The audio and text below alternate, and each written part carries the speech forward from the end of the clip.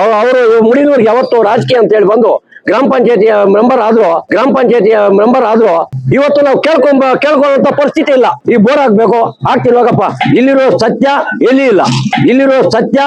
ಇಲ್ಲ. ನಾವು ಹುಟ್ಟಿಲ್ಲ, ನಮ್ಮ ತಾತ ಮುತ್ತಂದ್ರ ಕಾಲದಿಂದ. ನಮ್ಮ ಹೆಸರು ಎಂ ನಾರಾಯಣಸ್ವಾಮಿ ಅಂತ, ಮುಡಿನೂರು ಗ್ರಾಮ. ನಮ್ಮ ಮುಡಿನೂರಿನಲ್ಲಿ ಶೋಣೇಶ್ವರಿ ಬ್ರಹ್ಮರಥೋತ್ಸವ ಅಂದ್ರೆ ತುಂಬಾ ಪ್ರಮೋದವಾದಂತ ಸ್ಥಾನ.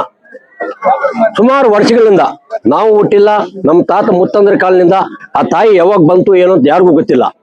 ಆದ್ರೆ ಜನ ದೊಡ್ಡವ್ರು ಏನಂತ ಹೇಳ್ತಾರಪ್ಪ ಅಂದ್ರೆ, ಯಾರೋ ದೊಡ್ಡವರು ಒಂದು ಅಡಿಕೆ ಎಲೆ ವ್ಯಾಪಾರ ಮಾಡ್ತಾ ಇದ್ದವರು ಗುಬ್ಬಟ್ಟಿಯಿಂದ ಒಂದು ಎತ್ತಿನ ಗಾಡಿಯಿಂದ ಬಂದಿರೋದು. ಆ ತಾಯಿ ಬಂದು ಅಲ್ಲಿ ಒಂದು ವನ ಅಂತಿತ್ತು, ಅದು ಇವಾಗ ದೇವಸ್ಥಾನ ಇದ್ರೆ ವನ. ಆ ವನದಲ್ಲಿ ಆ ತಾಯಿ ಬಂದು ಅಲ್ಲಿ ವಾಸವಾಗಿ ಅವ್ರ ನಿದ್ದೆ ಹೋಗಿ ಆ ತಾಯಿ ಅಲ್ಲೇ ಕಾಯಮ್ಮೆ ಪ್ರತಿಷ್ಠಾಪನೆ ಆಗಿರೋದು, ಯಾರು ಮಾಡಿರೋದಲ್ಲ. ಹಂಗಾಗಿ ಇಡೀ ಇತಿಹಾಸದಲ್ಲಿ ಎಲ್ಲಿ ಹೋಗಿ ನಾವು ದರ್ಶನ ಮಾಡುವಂತ ಪ್ರತಿಷ್ಠಾಪನೆ ಯಾವುದೂ ಇಲ್ಲ. ಇಲ್ಲಿರುವಂತ ಪ್ರಮೋದ, ಇಲ್ಲಿರುವಂತ ಸ್ಥಾನ, ಇಲ್ಲಿರೋ ತಾಯಿ, ಇಲ್ಲಿರೋ ಸತ್ಯ ಎಲ್ಲಿ ಇಲ್ಲ.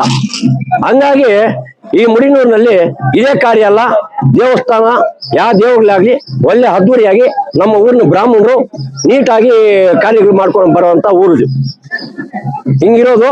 ಹಂಗಾಗಿ ನಮ್ಮ ಊರಿನ ಆ ಒಂದು ರಾಜಕೀಯದಲ್ಲಿ ಬಂದ್ರೆ ನಮ್ಮ ನಾರಾಯಣಪ್ಪನವರು, ವೆಂಕಟಪ್ಪನವರು ಅದಕ್ಕೆ ಮುಂಚೆ ತುಂಬಾ ಏನಂದ್ರೆ ತುಂಬಾ ನಮ್ಮ ಊರಿನೆಲ್ಲ ಬೋರ್ ಹಾಕ್ಬೇಕು, ಆ ರೋಡ್ ಮಾಡ್ಬೇಕು, ಈ ಚರಂಡಿ ಮಾಡ್ಬೇಕು ಅಂತ ನಾವು ಕೇಳ್ಕೋಬೇಕಾಯ್ತು. ಇವತ್ತು ನಾವು ಕೇಳ್ಕೊಳ್ಳುವಂತ ಪರಿಸ್ಥಿತಿ ಇಲ್ಲ.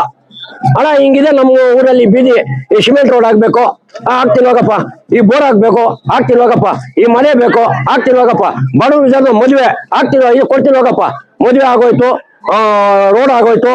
ನಮ್ಮ ಸ್ಕೂಲ್ ತುಂಬಾ ಹೇಳ್ಕೊಳಕ್ಕೆ ಇಲ್ಲ, ಅಷ್ಟೊಂದು ಇದ್ರಂದು ಇತ್ತು.